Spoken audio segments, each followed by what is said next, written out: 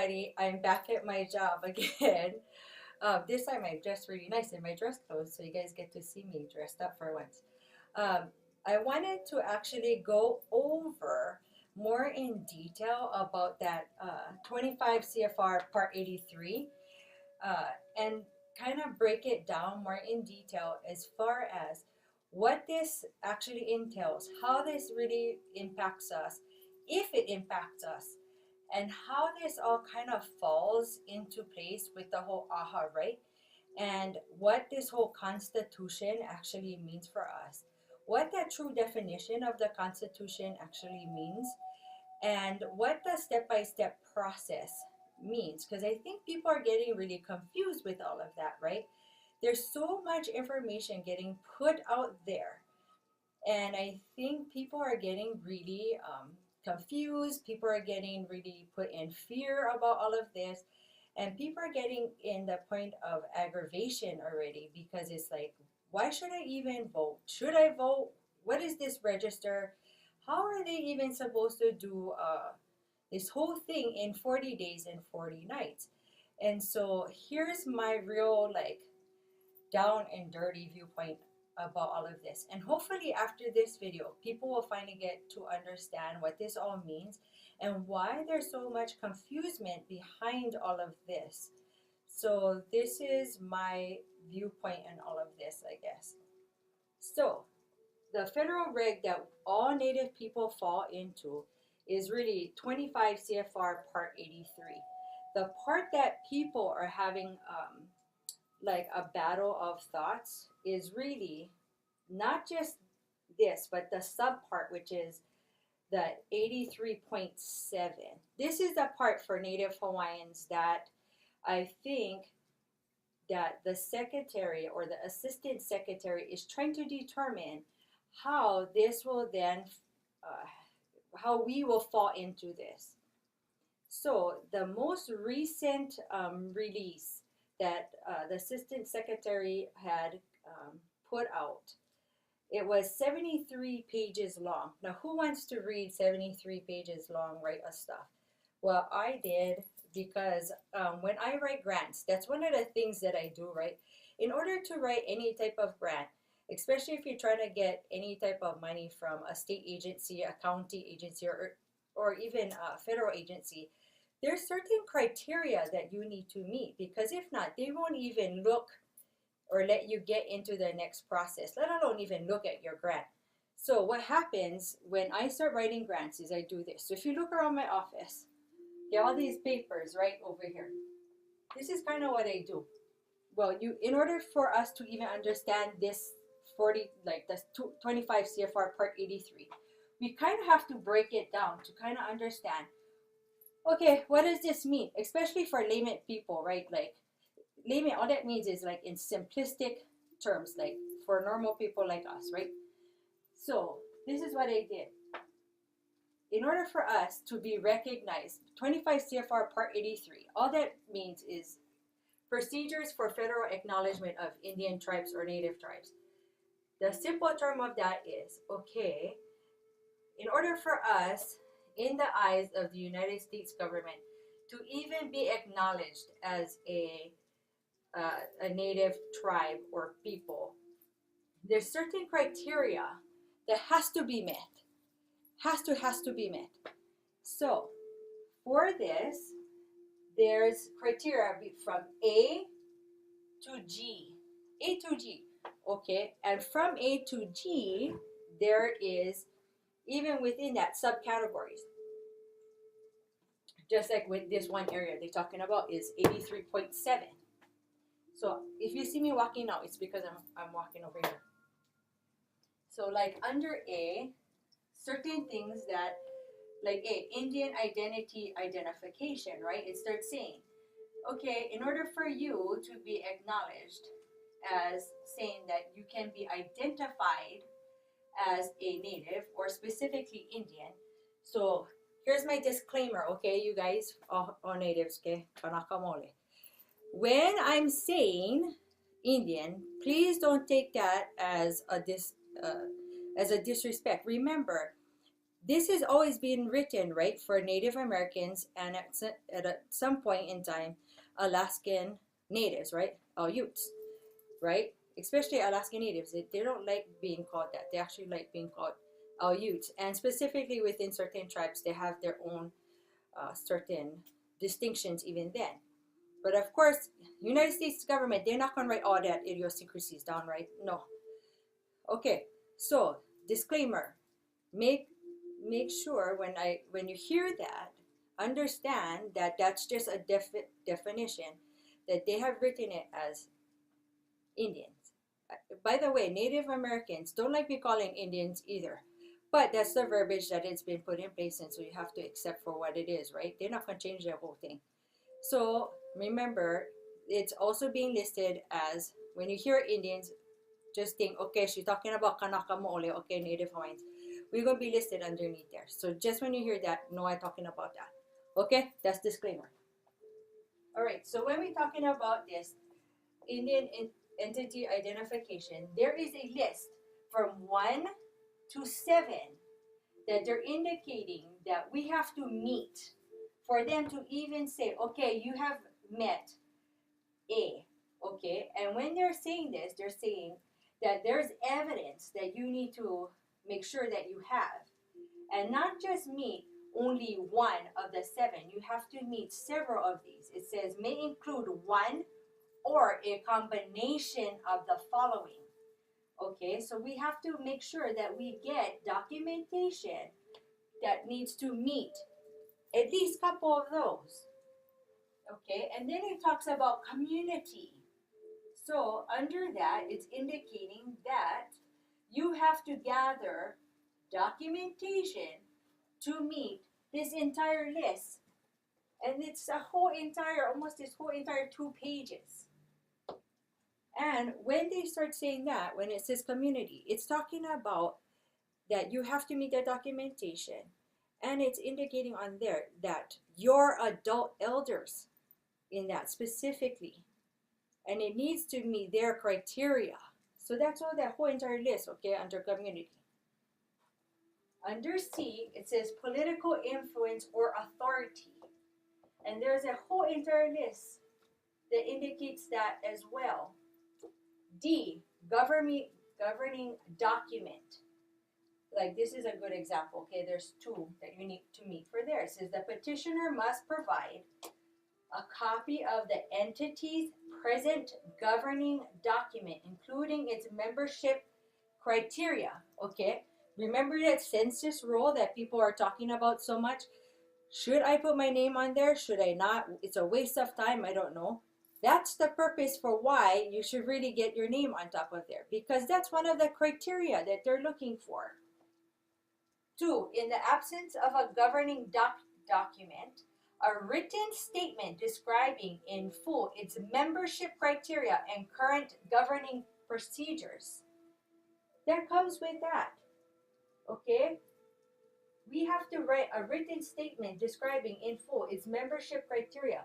Okay? Remember that whole thing. Do we want to have where it has to indicate that anybody can be on top of there? Or does it indicate that it has to state that it's on the paternal side, that that's the only way that a person can be put on top of there, that they can prove that they have Native Hawaiian blood, gotta be the dad side only? Or can it be maternal, where it's just the mom side? Or can it be both? Or does it have to indicate that they have to be 50%, 25%? Can it be any? Can it just indicate linear, where as long as they can prove that they have a blood tie-in anywhere in their lineage, then they can be put on? Remember I was talking about this last time.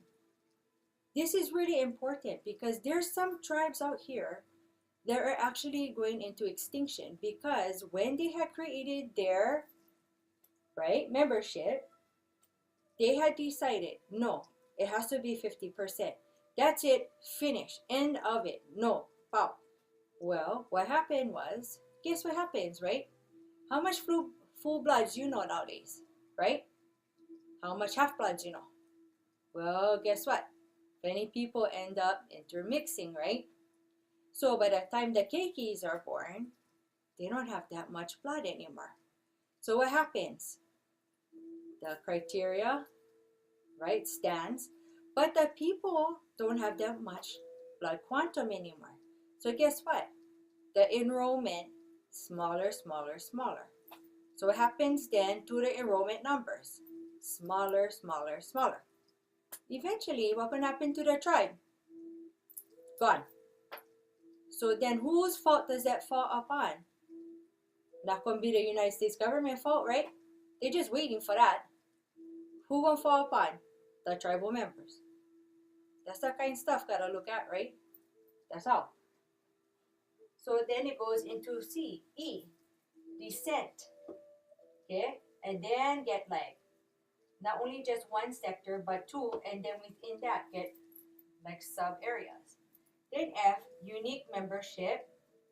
And then of course there's G. Okay, and G, Congressional Termination.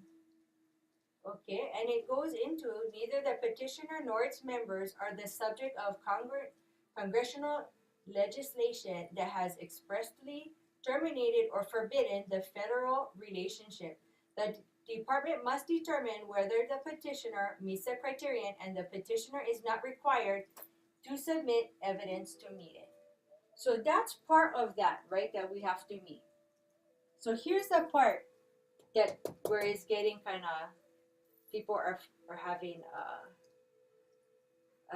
crossroads here. Way back when, right? Let's go back to the year 2000. You all remember 2000, right? Because that's when I had the public apology and all this kind, right?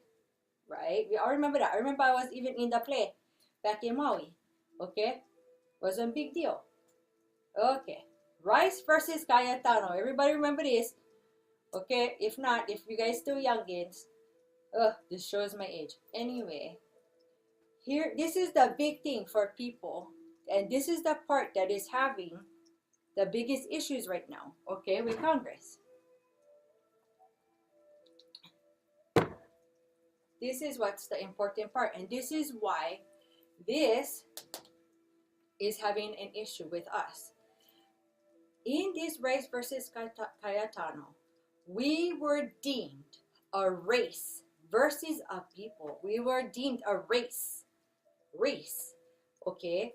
Well, based on this, we cannot really fall under this. We kind of can, but can't. Because depending on the verbiage, right? Well, Native people, we're not one race. We are deemed a race. Then Native Americans not deemed one race, right? They deemed one people. So this is the part that the assistant secretary is having some issues, right? Because the reality is this. We cannot go straight into creating a tribal, sovereign government, nation within nation, or anything like that. Because why? We cannot go any further until we get recognized as something. That's what stands. This is the part that everybody's having this confusing thought process, right? Because you have certain nominee delegates and even people out there in a community saying, well, we just got to write this constitution. Oh, we already looked at as a people, whatever. No, we have to look at this. We have to deal with the United States government because we are part of the continental United States. Because we were annexed, right? We stay with them, right? So this is the problem we're having. So here's the thing that would blow my mind, because when I read her whole entire, assistant secretary's thing that was released on October, 26, 2015, the 73-page thing. Okay, this is one of the things that would come out. So let me read this. Congress consistently enacted programs and services expressly and specifically for the Native Hawaiian community that are in many aspects similar but separate from the programs and services that Congress enacted for federally recognized tribes in the continental United States. As Congress explained, it does not extend services to Native Hawaiians because of their race. Here's the race word, race. But because of their unique status as indigenous people of a once sovereign nation, as to whom the U.S. has established a trust relationship. 1114 stat dot 9668, and the reference is in the year 2000. That kind of goes with this, the Rice versus Cayetano 2000. So this is kind of like their excuse, like, oh, you know what, the reason why we never recognized you guys back then as a tribe, and you guys were never able to do this back then, because it should have been so easy, right? Because we got the apology back then. It was already recognized that we met all this criteria over here, right? Because it was already established back then. By the way, there was an apology right then and there that was signed, right, by Clinton, right? If I'm not mistaken. Everything. We would have met all these criteria, just like this. Boom, boom, boom. Real easy for us Hawaiians, right? Holy crap. But what they're saying is, excuse me, the reason why you guys cannot do this, guys, is because you guys are a race. Sorry. That's why. That's kind of what they're saying. So that's why you guys cannot be getting any of the grants. Oh yeah, hold on. Yes, you guys cannot even get any money. You guys cannot get any of the kind of stuff that's listed under here, which includes, but is not limited to, free education, free health care, any of those things up to the sort, just like how get the kind of free education and tutoring and all of that, like how we have right now for the Native Americans, because you guys are listed as a race, because you guys decided to do that.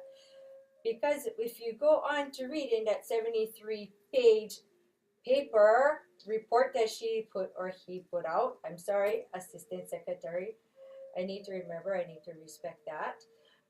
In there, it clearly indicates that they state it is our choice that we did that, and it is no fault of their own that they did that. It was the United States government that came out and said it was the Native Hawaiians' choice to be listed and deemed as a race. So, because we wanted to follow their choices, that we had then indicated that we cannot provide any services because they were choosing to be deemed as a race versus anything else.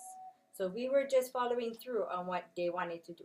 Kind of like in nice terms, that's kind of what they were saying. Okay, well, maybe somebody should explain that more in detail, right? But, oh well, it's back then, no can do nothing, right? We stay in a here and now. No can look back in time. So, that's that. So now we're getting back to this, right? Criteria. So, here's some main things to remember. And that's why I put it in red. Let me go grab my marker. Since we're coming to holidays, I'm going to bring green. Of all of this, the most important thing to remember, 83.44.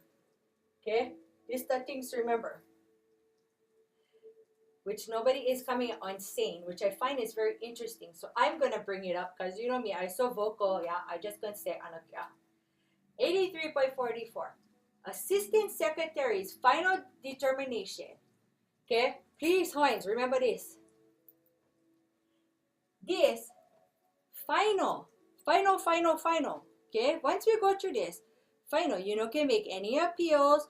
You cannot go back and say, oh my gosh, I'm sorry, we forgot to put this down in this application. No, Hawaiians, pow, final. Okay? Under the Administrative Procedure Act, 5 USC .704. Okay? How? Final. Okay? 83.46. Please remember this. If there comes a positive outcome within 6 months, okay, magic number, 6 months, the appropriate BIA, which is the Bureau of Indian Affairs regional office, will consult with the tribe, people, corporation, whatever the heck we gonna call ourselves, and develop a determination of needs and budget. This then gets forwarded to the Assistant Secretary. The recommended budget will then be considered with all other recommendations by the Assistant Secretary in the usual budget requests, while the tribe, people, corporation, smoke signal, I don't know, whatever we call ourselves, may be eligible for benefits and services. Here's the important thing: it doesn't create immediate access to the existing programs. They may participate in these programs after it meets the specific program requirements, if any, and upon appropriation of funds by Congress. Okay, remember that, you guys. Okay, here's the other thing to remember: the decision, if it comes out positive outcome, right? Oh, look, my thing said that kind of time for the kids playing with myself. If the thing come out, right, the decision is immediate.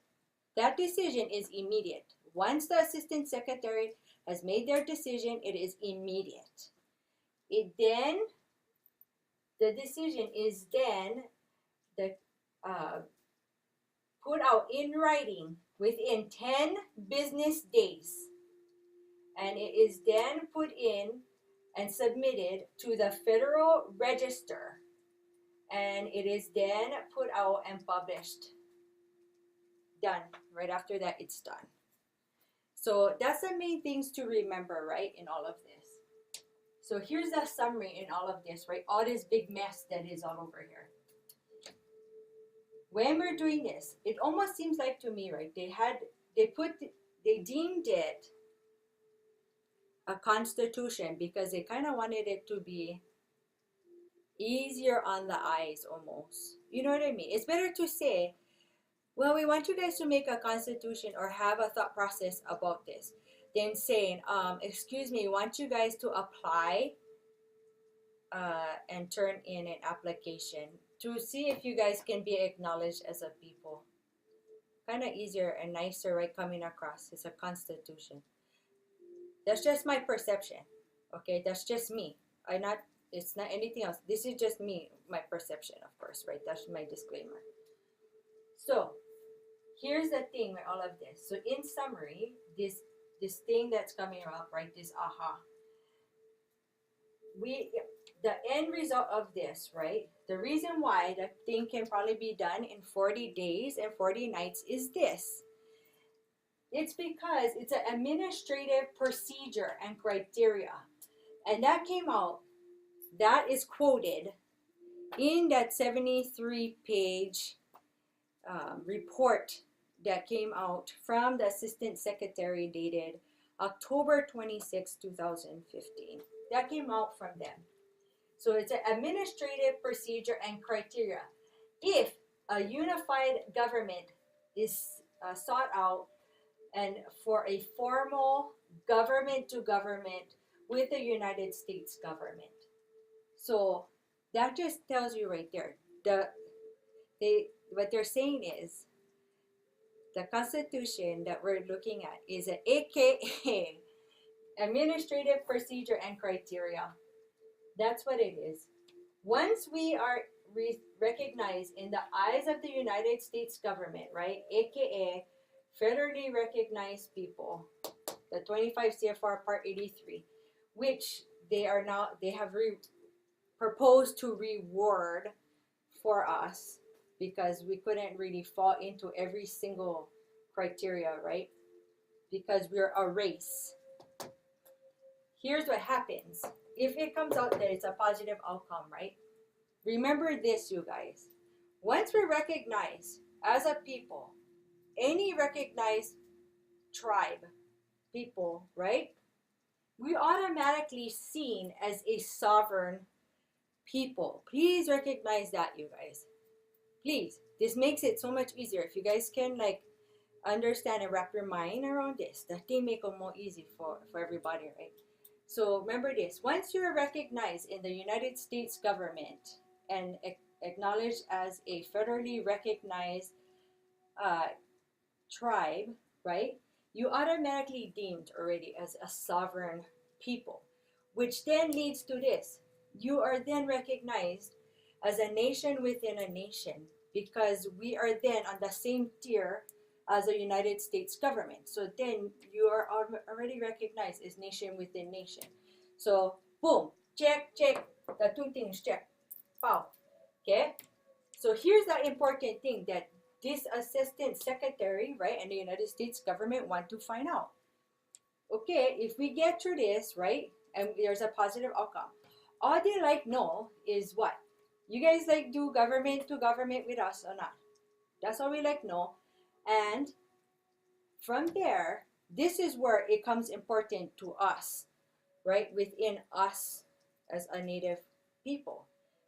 What kind of infrastructure do we want? That's the next step. And this is after when we are finally recognized as a people. What do we want to do? Do we want to have this huge governing body, right, where it oversees everything? So do we then make tribal law where it's enforced throughout the whole entire state of Hawaii, right? And then does that one governing body, is that the one that goes to everybody? Everybody got to go to, right? Do we want that? Or do we want to then have that one big governing body say, okay, each island going to have an election to have their own tribal councils. And then they're the one that can then oversee and carry out the tribal laws that we just went develop. And then that's how it goes from there. And then the creation of that total infrastructure then gets put in place. Because now we gotta make tribal police, tribal courts, all that stuff. So everything you see on a daily basis, right, in our communities, right, we get federal court, right, we have the courts, the police, fire departments, right, all that, hospitals, all of that. Now take a snapshot of that, a Kodak picture of that, and now duplicate that, but tribal. That's what we're gonna have to do. That's what we gotta determine. Okay, do we wanna do that? For each island gotta do that, but then get this big huge governing body over that to ensure like each island is like following like how it's supposed to. How do we wanna do that? That's how it's supposed to look like, maybe. How, if we wanna do it like that, or what? That's the next step. But that's like step 2. The first step is being recognized first, because the United States government, if we turn in the application, right, or the Constitution is like they trying to like mask it over, they might turn around, and the assistant secretary might turn around and say, okay, I looked over your guys' Constitution application, and I'm sorry, you guys are missing on section D, subsection 1A or whatever, and you guys missing this. So guess what? It's denied. And based off of that, you guys can no longer ever apply to be recognized. And that's it. We have lost it. And we'll never, ever be able to try this again. Done. Pow. So this in a nutshell is what this actually is. This whole AHA thing coming up. So 40 days, yes, we can do this in 40 days. But we have to be meticulous, because every single one thing in there, every single part of it has to be able to be done and have evidence that which is being requested by them. That's the first step. That's the first step right there. So hopefully with this and how I broke it down this way, now the thing make more sense. especially when you look at this right here, this whole part right here. This is the most interesting part, right? Especially with the whole like that we're a race. Okay, whatever. That's the most interesting part. So hopefully this helped. Hopefully this gives more insight. Until next time, you guys. I see you guys on the flip side, right? I'll make some more videos. If you guys want specific other topics, let me know, email, or put it on Facebook, right? And then I'll go ahead and I'll put more out. Okay? Aloha.